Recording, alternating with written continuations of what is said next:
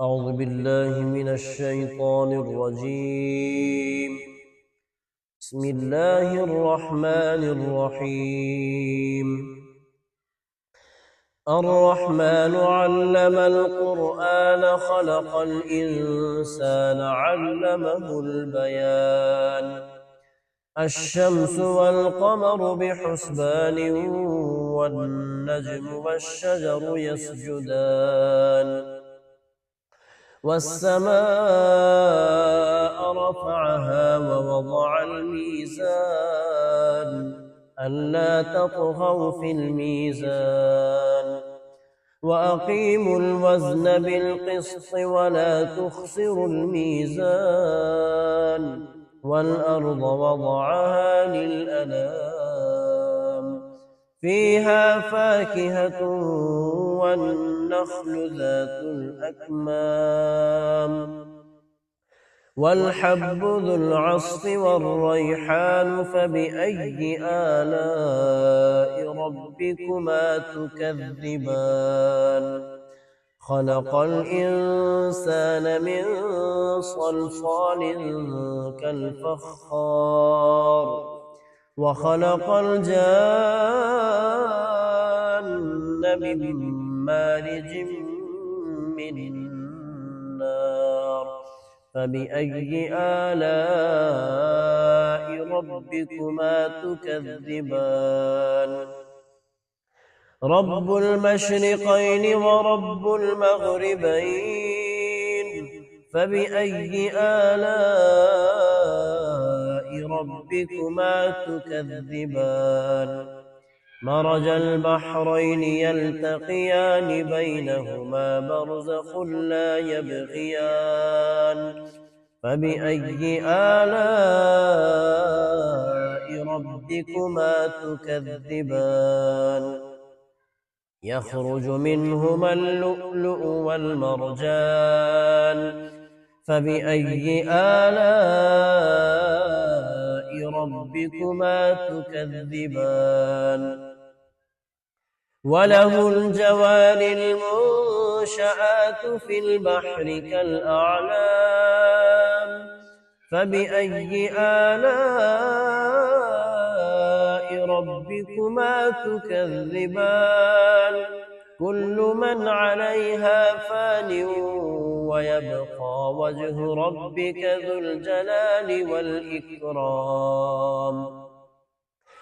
فبأي آلاء ربكما تكذبان يسأله من في السماوات والأرض كل يوم هو في شأن فبأي آلاء ربكما تكذبان سنفرغ لكم أيها الثقلان فبأي آلاء ربكما تكذبان يا معشر الجن والإنس إن استطعتم أن تنفذوا من أقطار السماوات والأرض فانفذوا لا تنفذون إلا بسلطان فبأي آلاء ربكما تكذبان يرسل عليكما شواظ من نار ونحاس فلا تنتصران فبأي آلاء ربكما تكذبان فإذا انشقت السماء فكانت وردة كالدهان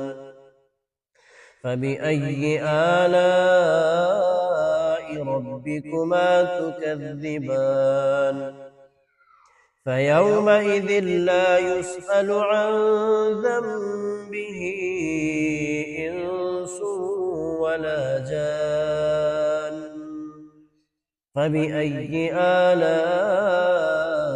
ربكما تكذبان يعرف المجرمون بسيماهم فيؤخذ بالنواصي والأقدام فبأي آلاء ربكما تكذبان هذه جهنم التي يكذب بها المجرمون يطوفون بينها وبين حميم آن فبأي آلاء ربكما تكذبان ولمن خاف مقام ربه جنتان فبأي آلاء ربكما تكذبان ذواتا أفنان فبأي آلاء ربكما تكذبان فيهما عينان تجريان فبأي آلاء ربكما تكذبان فيهما من كل فاكهة زوجان فبأي آلاء ربكما تكذبان متكئين على فرش بطائنها من استبرق وجنى الجنتين دان فبأي آلاء ربكما تكذبان فيهن قاصرات الطرف لم يطمثهن إنس قبلهم ولا جان فبأي آلاء ربكما تكذبان كأنهن الياقوت والمرجان فبأي آلاء ربكما تكذبان هل جزاء الإحسان إلا الإحسان فبأي آلاء ربكما تكذبان ومن دونهما جنتان فبأي آلاء ربكما تكذبان مدهامتان فبأي آلاء ربكما تكذبان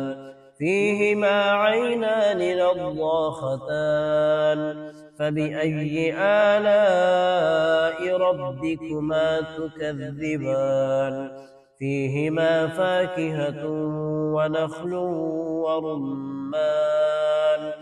فبأي آلاء ربكما تكذبان فيهن خيرات حسان فبأي آلاء ربكما تكذبان حور مقصورات في الخيام فبأي آلاء ربكما تكذبان لم يطمثهن إنس قبلهم ولا جان فبأي آلاء ربكما تكذبان متكئين على رفرف خضر وعبقري حسان فبأي آلاء ربكما تكذبان